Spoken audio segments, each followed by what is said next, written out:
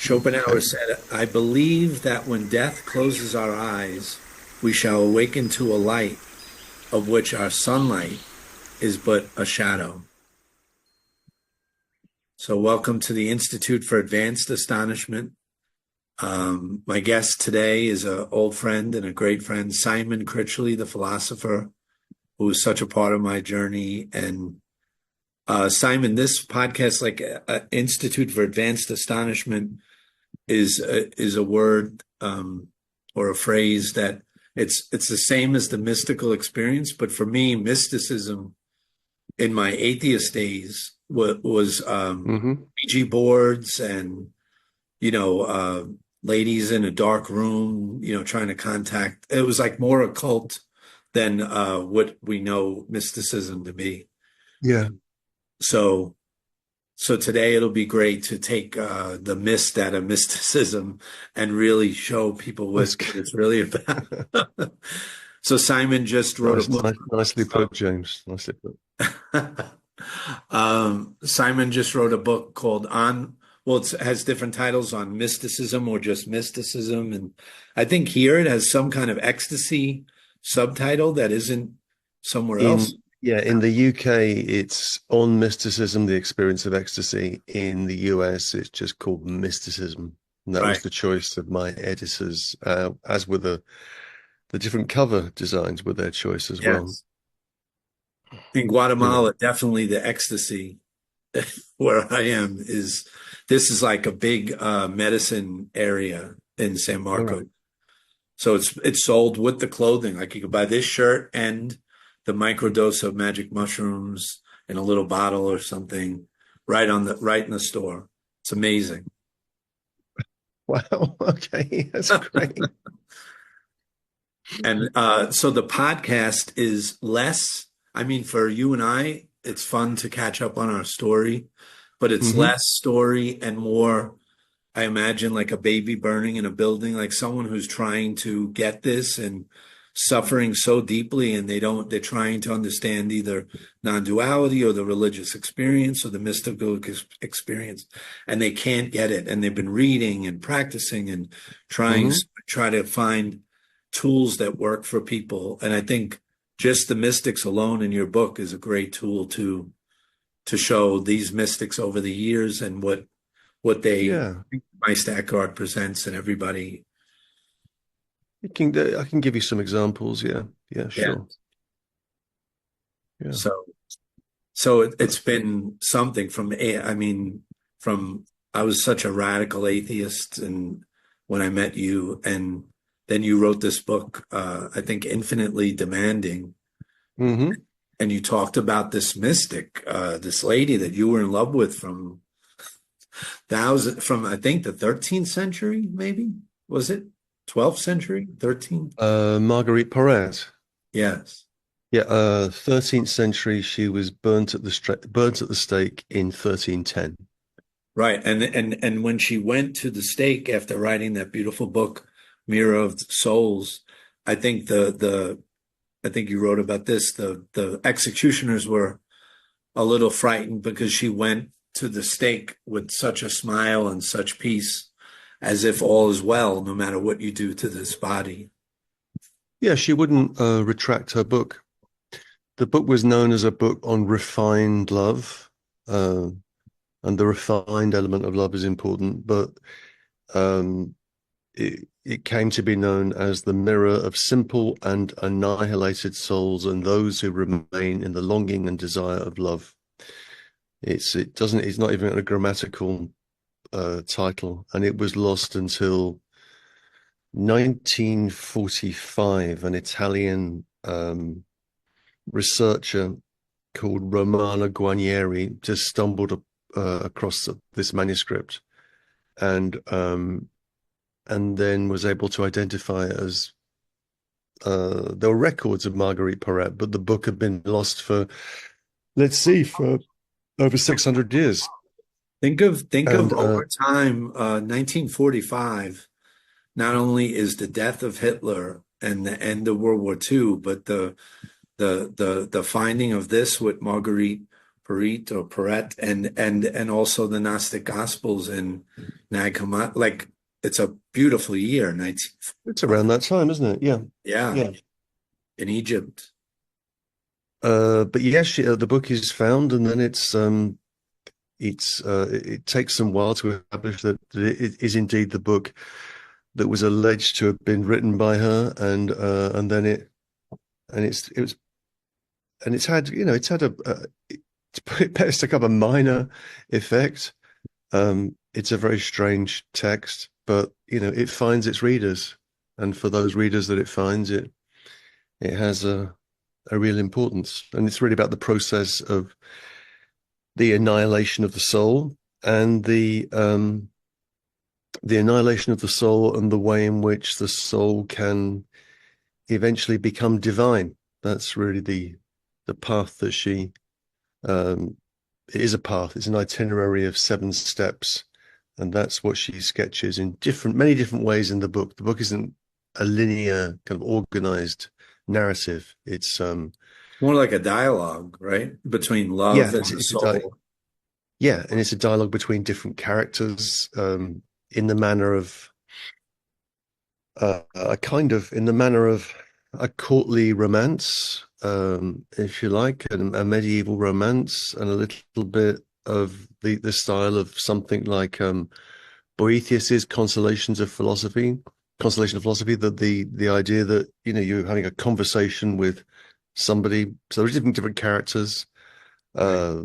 greater church, lesser church, there's God, the soul, and it's not clear that it was read. It was more listened to. It was a book that was read aloud by someone to an audience, and it always found an audience, a small audience, but a devoted audience. And then you put this line, you quoted her, and I won't get it perfect, but it stayed with me forever. And I was a real atheist, skeptic, materialist, and yet here's my friend who's also an atheist, skeptic, I think materialist, I don't know. And you write this line from her that says, in order to experience, because I was searching for God, but I couldn't. There was no one gave me a good argument. It was so bad. And then she says you have to hack and hew a space inside you big enough to allow this immortal love, this divine love to enter. Yeah. And that stopped me in my tracks. And it's, certain things just stay with you. You might not understand, but it stayed. And then 2 years later, I had this, as I was telling you, I went into silent darkness. A friend told me the amazing Randy is amazing, but he's wrong. And you're looking without and you have to look within. And so it was an apophatic like meditation, the lights out, quiet. And my girlfriend, Michelle, as you remember, Michelle, we broke up since then, but she had gone to the movies and my little beagle went to sleep and it was total quiet. And I was ready to surrender, to die, whatever. And I used this technique, neti neti, an old Hindu technique, not this. And whatever came, I just dismissed it. And then a big, an image of a brain, because I was so obsessed with the brain. It was, to me, everything. It was the brain was God to me. It was everything. And it had this little tiny plug, not like, almost like the plugs they give you when you buy a new phone. They're too small. It had a little plug, this beautiful brain image, and a little plug plugged into nothing, but it was plugged in. And in my mind, instead of dismissing it, I just pulled the plug on the plug popped and the brain went away. And then everything went away, even blackness went away. And I thought I was dying, but I said, and at that moment, it's like the Calvary comes right when you think you're dying. This beautiful ocean of love pulls you and you become the ocean instead of that. So you believed you were dying at that point? Totally. But I was ready because this love just ripped through. It was loving, but ripping, and it pulled me into an infinite, you can say black, but it wasn't black. It was just a void, Hmm. the void that I was scared of, that I had libraries of books of. I mean, John, and some of your books, like Very Little, Almost Nothing, were in that library of death but I'm glad you added the almost nothing. Almost, yeah. Because and then there was no body there. I was in Port Jeff, Long Island. There was no Long Island, no New York. My parents weren't my parents. I wasn't James, and you were just in this love that's ineffable. You can't describe it, and then you realize you are that love. And after a while, I was able to flip in and out of it and write on the phone a few notes, and I Hmm. sent them to my friend that you met, RJ, and the big philosopher, and he said, "You sound like Jack Kerouac. You sound like Buddha," and it was just coming through. And then the next day, of course, I was back in the world of separation. But I saw I saw it, and I wrote to Paul, the person that pointed me home, and he said, "Welcome home." And then it was just a journey since then. Huh. 2009. Then I used medicine in 2013. Just MDMA in ecstasy, like your book, Hmm. in silent darkness. No rave, no dancing, no other, no, just silent darkness, not even a candle, and MDMA. And same idea, neti neti, but the medicine helped to just dissolve any resistance, and it matched. And then it's been on and on. How to maintain that, how to grasp that, how to make it your frequency, how to make it baseline, which isn't easy. Right. So what have you done with that experience? Is that an experience which has recurred, or an experience Yes. which it has? Okay. Because often, I mean, with mystics, it's there are different sets of experiences, but often with mystics there will be some event, some kind of breakthrough, and it will last for a certain period of time, not necessarily for that long, and it will often arouse extreme doubt in the person experiencing the experiences, because they're not sure if these are divine effusions or demonic demonic possession. So it's Right. there is that, but then the issue becomes one of how one interprets that. So it's the relationship between mystical experience and concepts, Yeah. and trying to work things out conceptually, and the two things are related. We tend to reduce mysticism to, particularly for people who are not familiar with that tradition, to just these experiences, Yes. transcendence. And that's part of the story, but it's by no means the whole story. And indeed, there are mystics that had no such experiences. Meister I Eckhart love had no visions. There are plenty of mystics that didn't have visions, but they are interested in people that did have visions, and they are trying to use different means to, I guess, open their hearts and open their minds. Yeah. I love you. I can't quote it perfectly, but you said something like almost like an Einstein line on theology without mysticism is blind, maybe you said, or Mhm. do you, Yeah. should you say it? Or and Oh, then I think it's something like it's something like mystical experience without theology is no, it's mystical theology without experience is blind. Mystical experience without theology is empty. right. And many people have the That's saying, experience, and they're like, at least I was prepared. I was going in knowing what I didn't know what would happen. I even told my friend, I said, what if I neti out the experience? What if because I'm going to be really good at netting, because I think that is something that helps if you have a discipline, like you have philosophy and you have music and many other yeah. things. I had magic, so I knew Hmm. how to be single pointed, pure of heart, like aim at one thing and turn away everything. So I knew I can do this. I'm going to do it. But what if I neti away the mystical experience itself? And he just laughed, a laugh that was so light, and I knew I couldn't do that. I knew I can get Right. rid of everything, but when you hit this, you can't push it away. So Yeah, it often stays with people as a profound transformative, the memory of a profound and transformative event.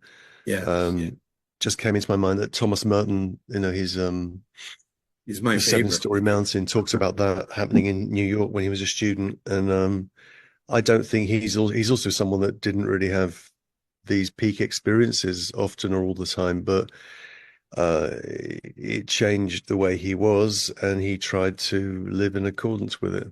You He had know, that big experience, I'm sure you know, on the corner of Fourth and Walnut, that's right. Yeah, that's right. and where he could see very clearly and this was during the 60s with the black and the white and the revolutions and civil rights, and he was in Kentucky and he saw that he loved everyone on that corner.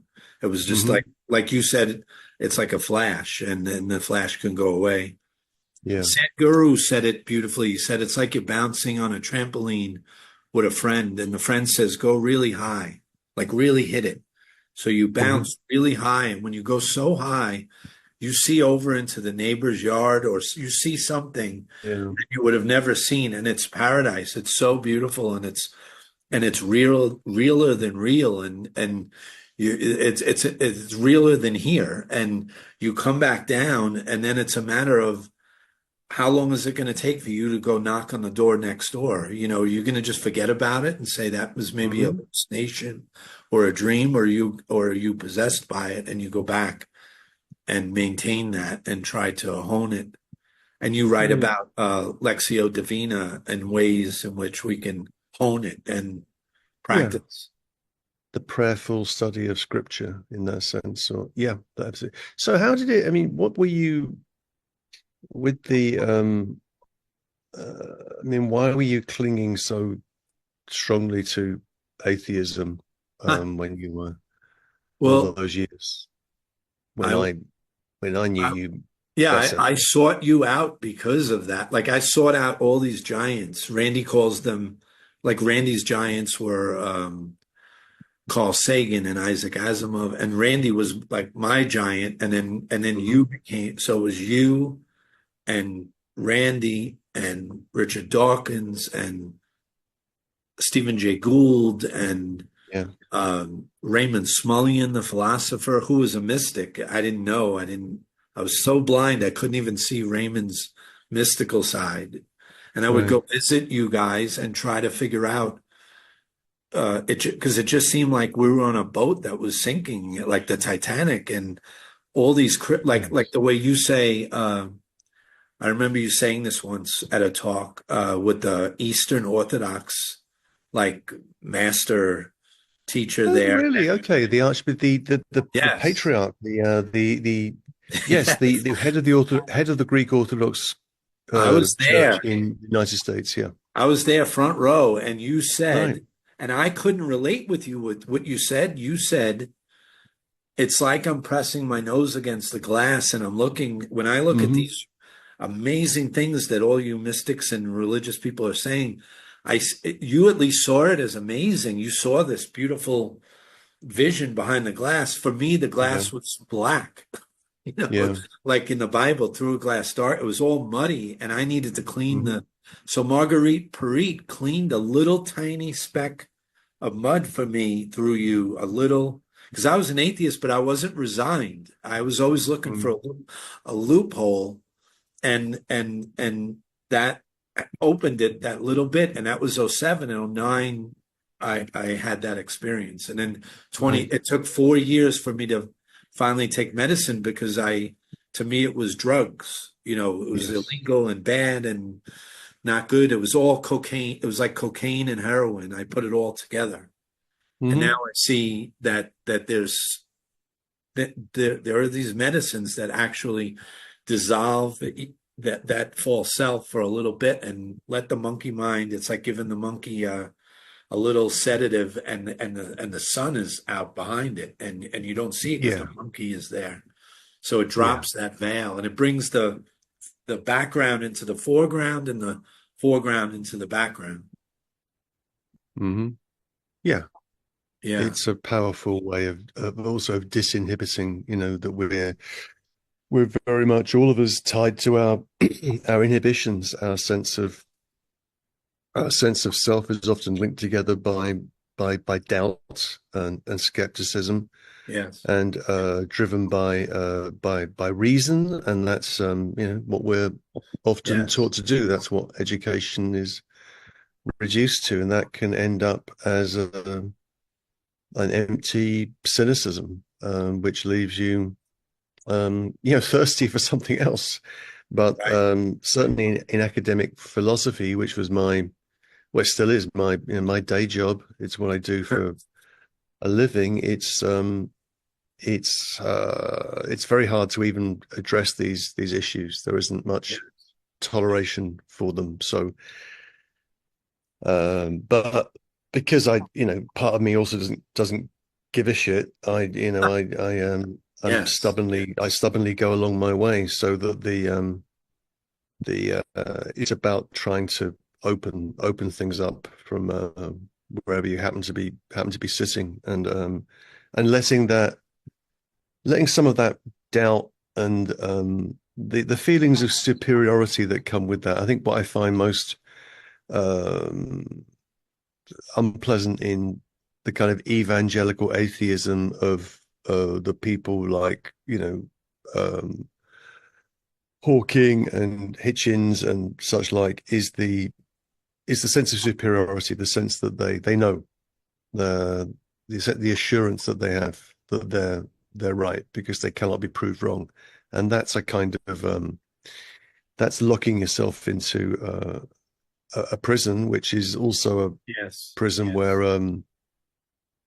where love dies. That's for sure. You're not open to you don't have the capacity for love, because that would mean doubting.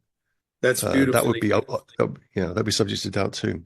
beautifully put. And one day you and I were walking to an event you were going to speak at or going to dinner, and we were with Michelle. And I'll never forget. I asked you. Now I'm a Orthodox atheist again. Studying Mm. with the amazing Randy, living in the house, being his apprentice. I was so lost in the materialist paradigm. And I asked you on the street as we're walking through the New York City streets, and it's, Mhm. hustle bustle. And I said, Simon, if you can give me one meaning, what is the meaning of life? And you said, and this was maybe 2004, 2005, 2006. Mm. You said one word, you said love. And it stopped me again, the Mhm. word love, and you didn't mean just romantic love. And I was there with my girlfriend who I loved, and we had this very special love, but it stayed with me all. It was like a beautiful little breadcrumb that just stayed, never went away. It stayed Mm. throughout the whole journey. Why is Simon saying love? He's not saying Yeah. reason. You weren't saying cleverness, or it was just saying love. And Yeah. And to yeah, be without love is to, hell. Who is it said? Dostoevsky says this, and the hell is the incapacity to love.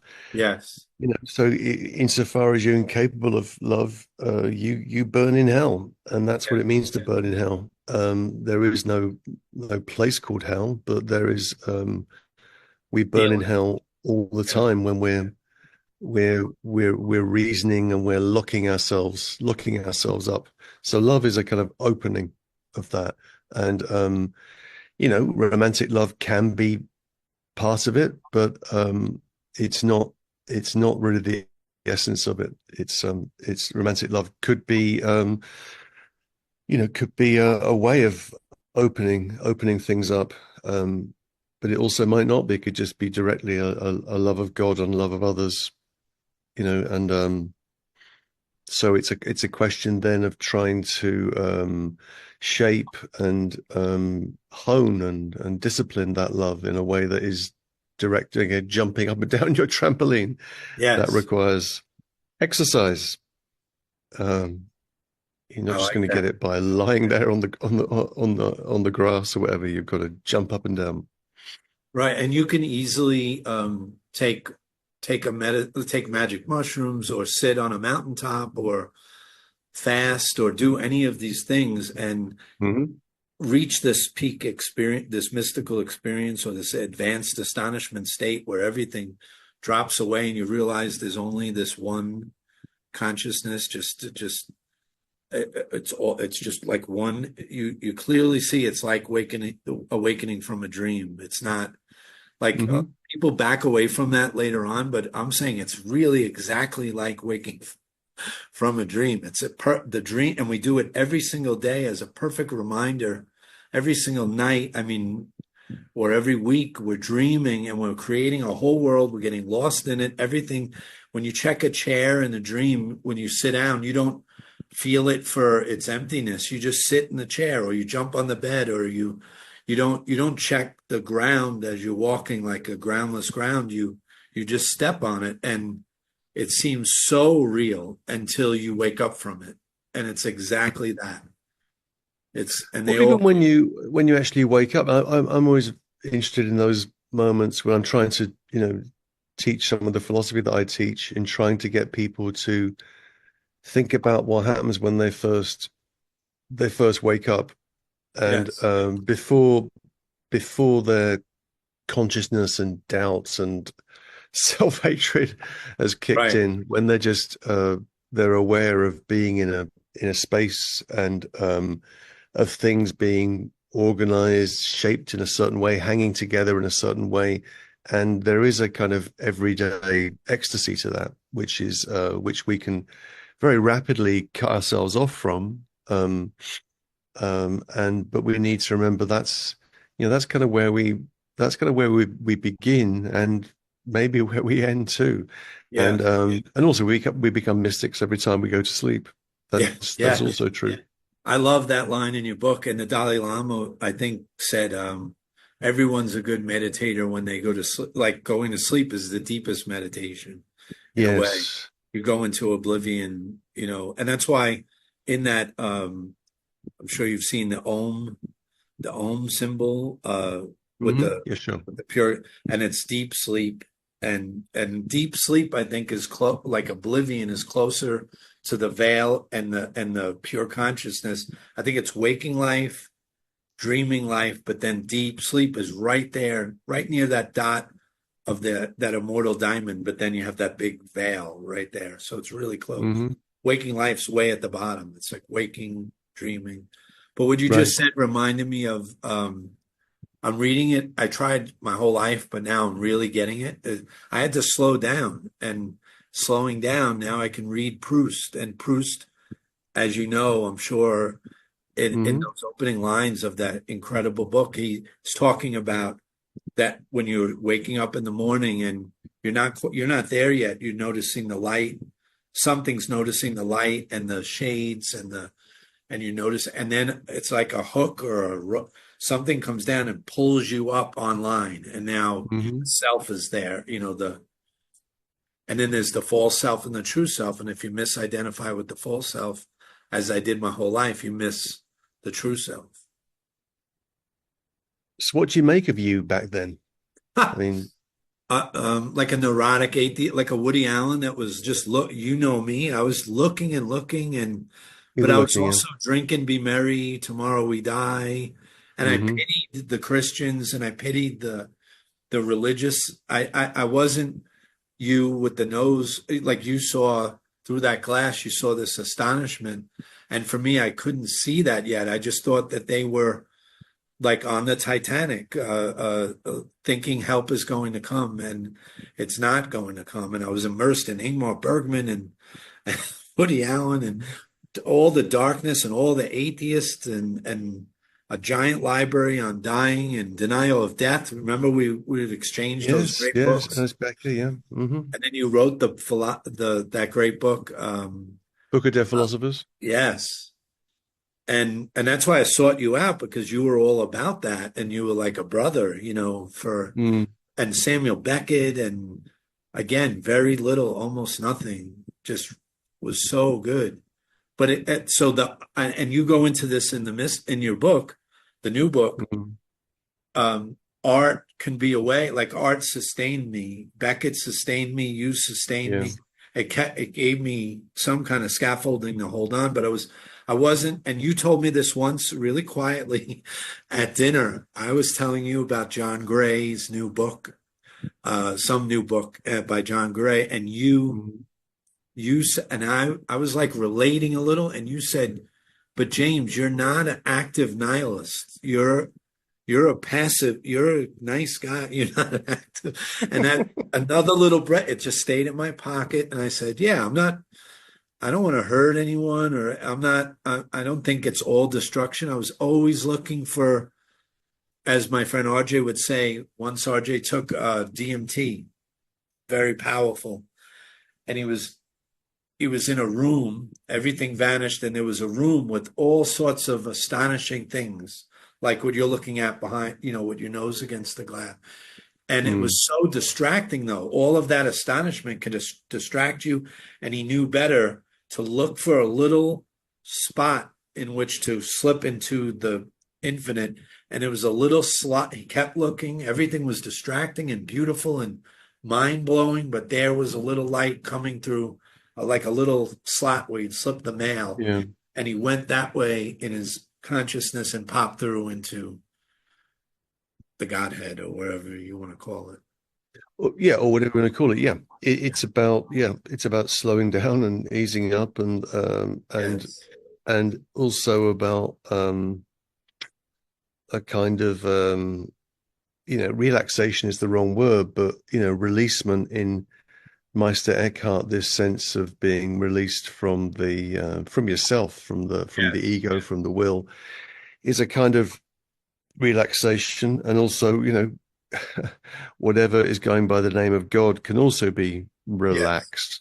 Yes. And the the mysticism in its and the forms that I focus on in the book are mainly medieval Christian mysticism, because that's what I know best and what interests me most. But those practices, medieval Christian mysticism, really began, in the institutions of monasteries and churches, but particularly in monasteries, convents. And so it was part of that institutional framework that gave people permission to live that type of life. And then the question is, well, once that kind of life is has gone, and the consequences of the Reformation in Northern Europe, and then the way that becomes kind of implanted in places like the United States, I mean, that's all radically gone. We just live in a commercially driven, money obsessed world of power, and where the bottom line is economic. Then where do those experiences go? And I think they go into aesthetic experiences, or ways of ways in which those types of mystical experiences are still available, but in a different form. I mean, there's a sadness with that. I think it's the book ends with a discussion of music, and it's I can say something like, well, when you are listening to the music that you love, you can't be an atheist. So when you're listening to whatever that music is, insert piece of music, start playing that piece of music. Whenever that is happening and you're engaged with it, it's alive, you're with that thing. It is, yes. You're in communion at that point. But this is still something which is marginal, secondary to,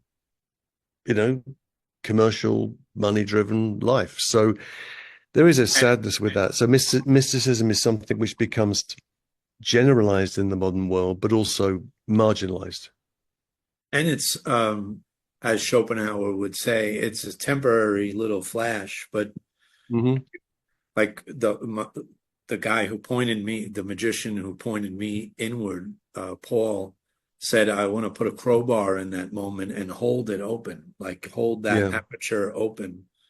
So, because even with the medicine, it goes away. With art, it's I remember going to MoMA as an atheist and looking at Starry Night, and I stood about 3-4 feet away, and I stayed front and center, and I stayed there it felt like forever, but it was about 40 minutes. And most people just would come and go, Yeah. and I just stayed. I couldn't, when I saw the thickness of the paint and the swirls and the beauty of Starry Night, and it was like he grabbed, I think Tennessee Williams said, you grab, the artist snatches a little bit of eternity and brings it back.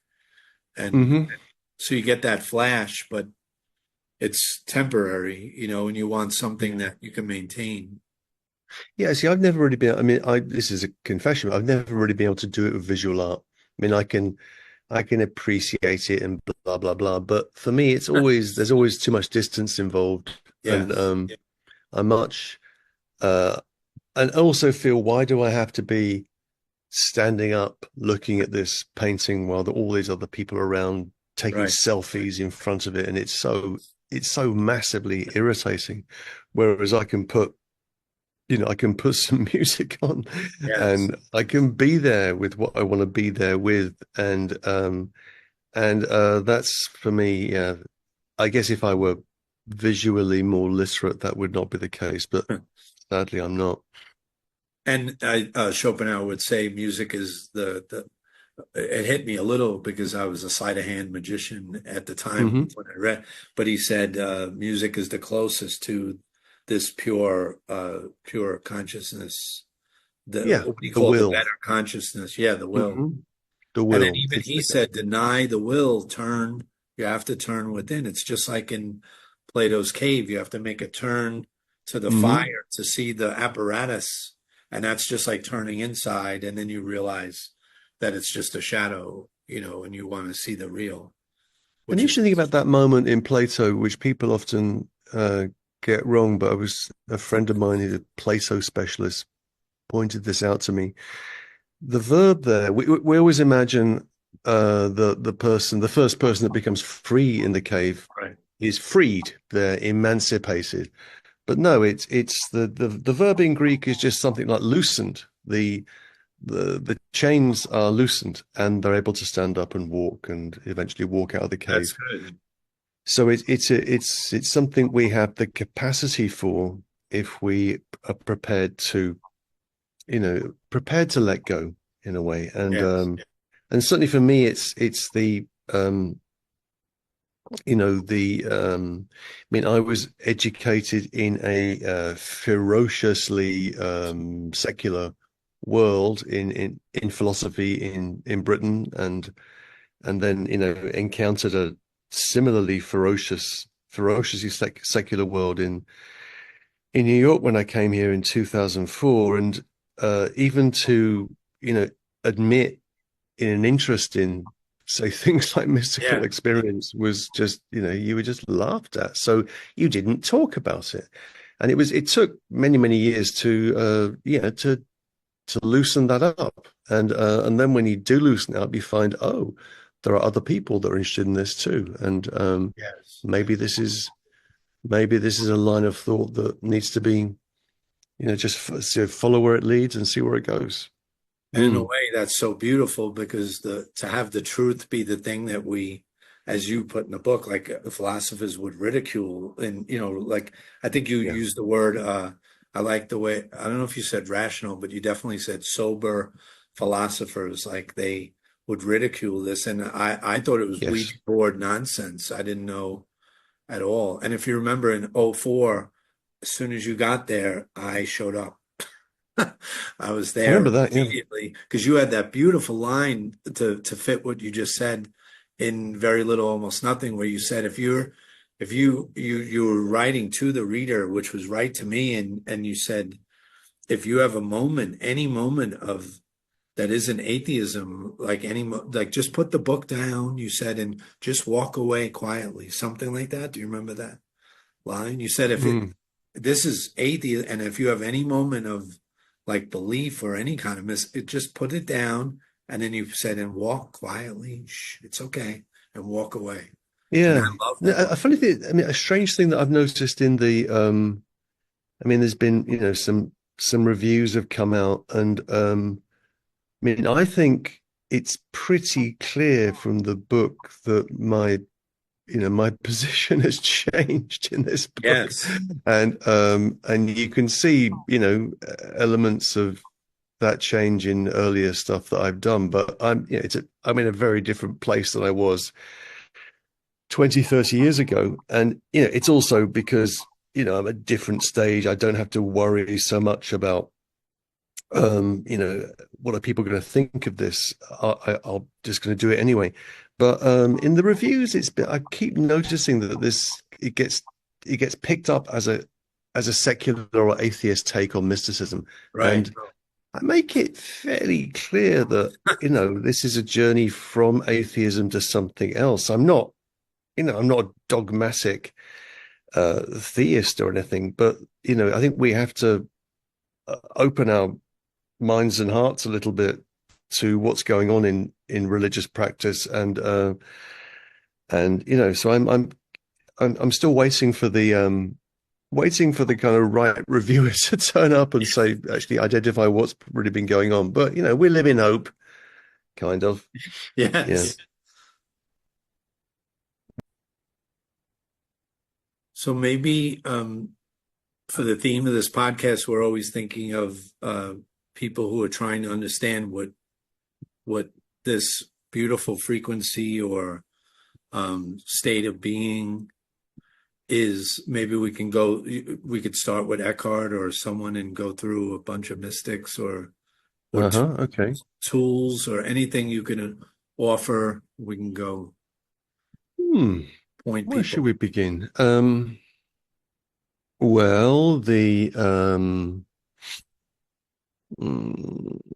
hero of the book, or the heroine of the book, is Julian of Norwich, Yes. who we don't know quite when she was born, 1340s. She dies, don't know quite when she died, somewhere around 1415, 1418, something like that. And but we do know we know this date, 1373, when she was 30 and a half years old. She gives us that detail, that date. 30 and a half years old. She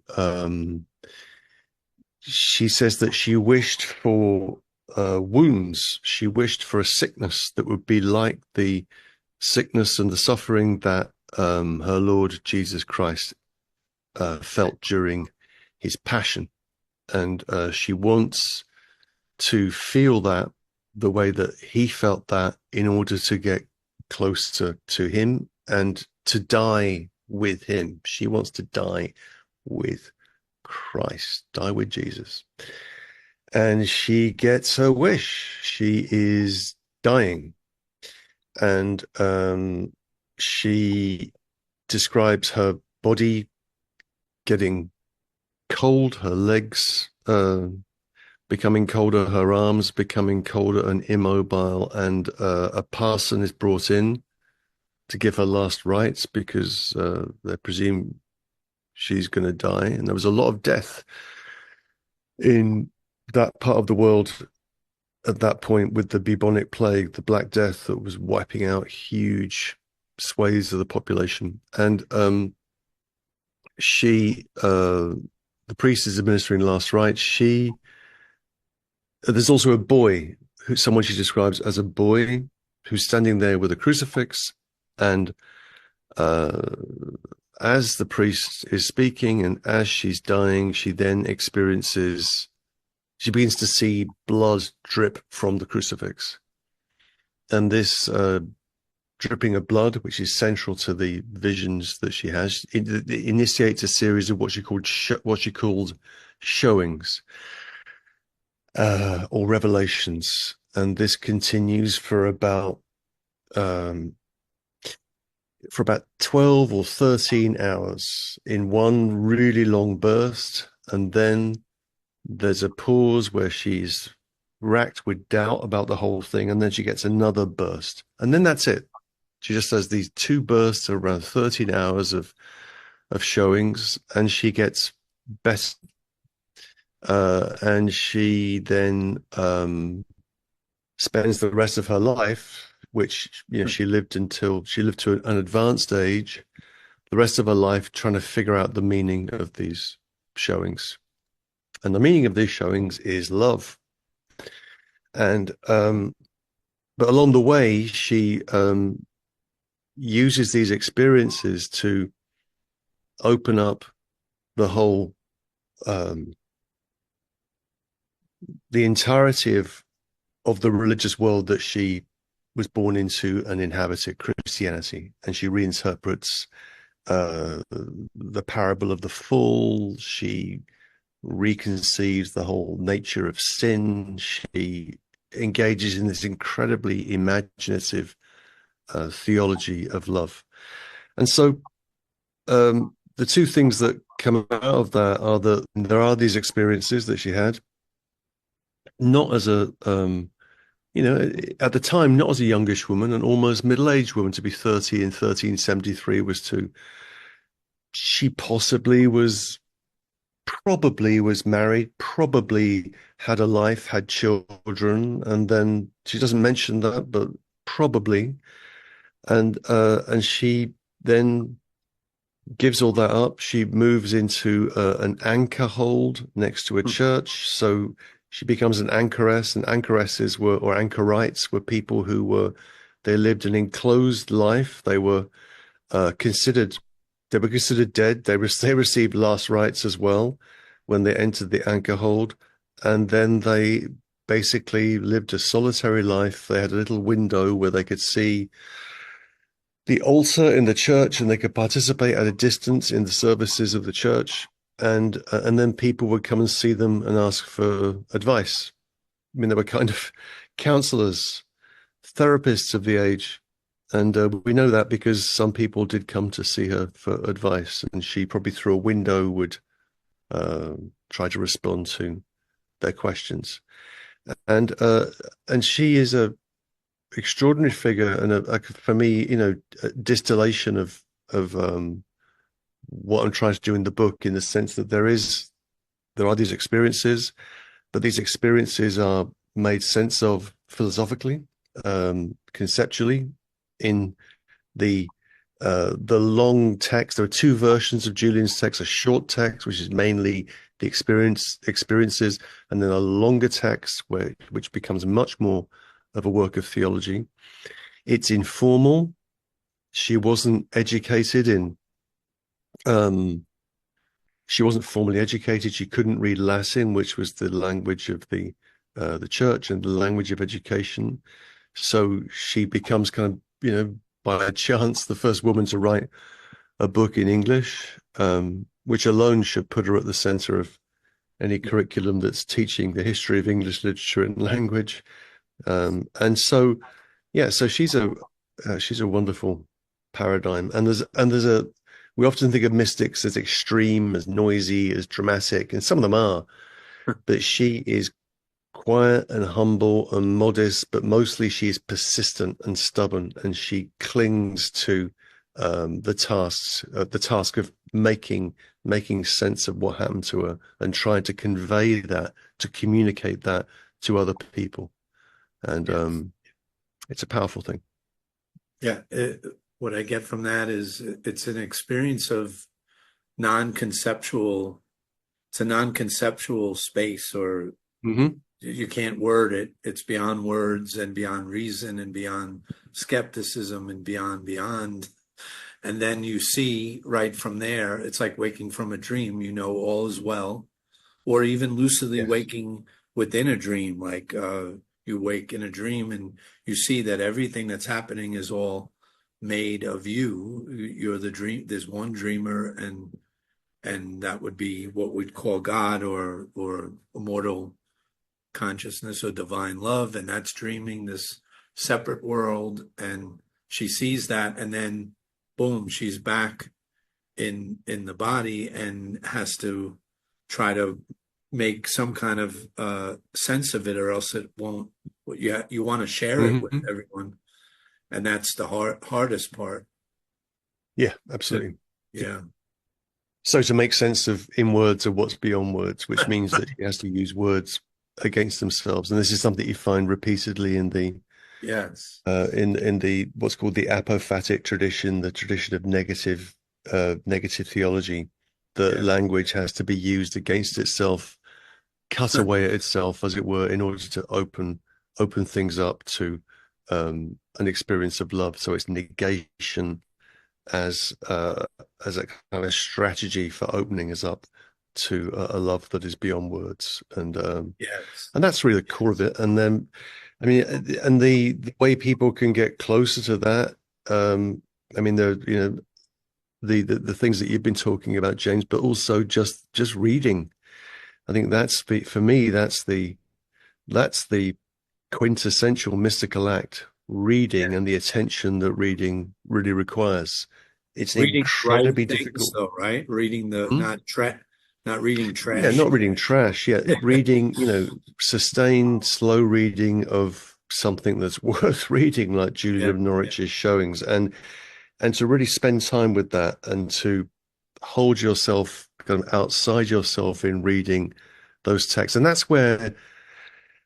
something that I've struggled to do my whole life. I mean, basically, a lot of the books that I've written are readings. I'm trying to pay attention to something that's not me. I'm not Julian of Norwich, and I'm not a mystic in the way in which she is. But I can read those words and try to make sense of them, and then try to pass that on. But it's the focus on.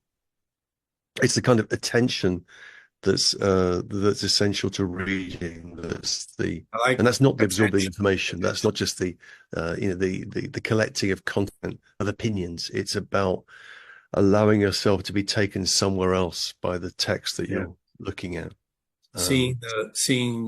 I mean, this has become a cliche lately, but seeing the space between the words and really reading there's a deeper message, because I read the Bible for years, and now, just like Julian, as you were reading Julian, it's the same thing. I'm in a little cabin in a little place with a window and a cat, and the people are downstairs and they're right out there, and up here I could sit in the silence and then go walk to them and point them in whatever direction to help.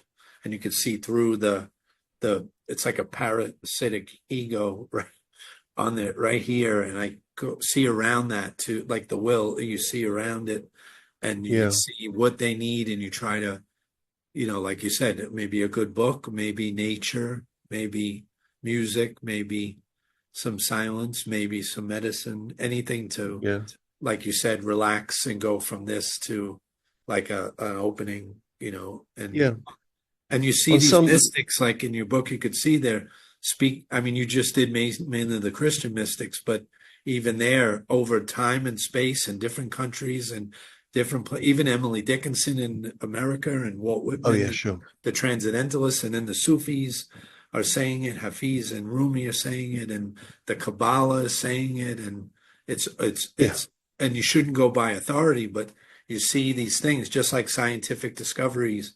Germany and Sweden at the same time might come up with something, and it's just this beautiful thing where it's popping up everywhere. It's universal. Yeah, you should. Yeah, I mean, to put it more, if you like, more anthropologically, you can say for as long as there have been hominids, and I think this is more than Homo sapiens. I think this is all because it's also true of Neanderthals and different branches of the hominid family, and we could maybe take it way beyond that too. But certainly for hominids, for as long as they lived in social groups of, let's say 20, 30 people or larger, there's been religion. There's been something that functions as religion, something which ties those things together. Often it's connected. The evidence for that can be found in funeral rituals, burials.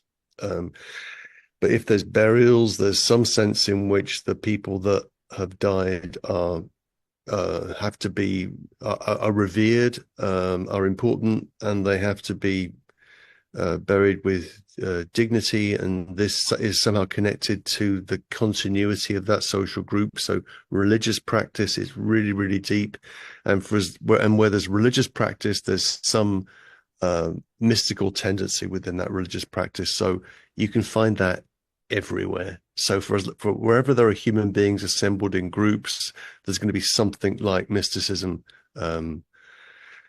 evidence of mysticism, in place. And that's so that's what makes the skepticism about it just misses the point, because it just means that you're missing what's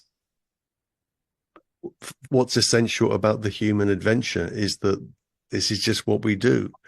And the question of whether you can reduce that to some belief that you can assert the truth or the falsity of is just to miss the point. So the way in which we talk about religion, I think, is largely, erroneous. We need to just observe, understand, try and comprehend what this means, and if we want to participate, to participate insofar as we can. We get too literal. I remember as an atheist, I was pointing out that I was taking the whole text literally and not seeing the symbolic or you talk about this in the symbolic or mythological nature. Like I was reading it like an idiot child instead of, I wanted Jesus's bones. I wanted to know where he lived and that he was real. And instead of seeing it as a map to my own heart, like I couldn't, I had no idea. No one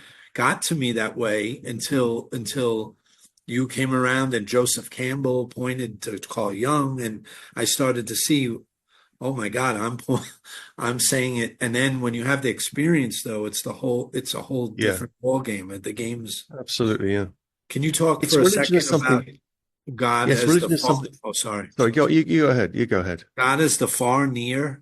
Because for me, God was so far, and I'm like, maybe if we had a bigger telescope and we had a Hubble and we're looking and looking, I'm looking and I'm waiting, I'm looking, and it's inside our core, it's our own being. It's like wearing your glasses, putting them on your head, and you're running around looking for them, and it's been here all along, like Dorothy, you wake up, or Alice. She was safe all along, but there was this ride, this journey. So I love the idea of the far near is a fascinating trope, that God is far but absolutely near. So we can get closer to that which is far by really looking at what is near, and then far near is obviously a contradiction. So but the key thing here is that it's religion as something done rather than something that's believed in. It's a practice. It's a practice. Carl Jung said, I think, something like, I don't know if he said mystical or religious, but he said organized religion is the perfect way not to have the religious experience or the mystical. Yes. To go through organized, you're not going to have it. Yeah, precisely. And there's this great, I was reading Eckhart once, and they said in the intro, it might have been Bernard McGinn, who said,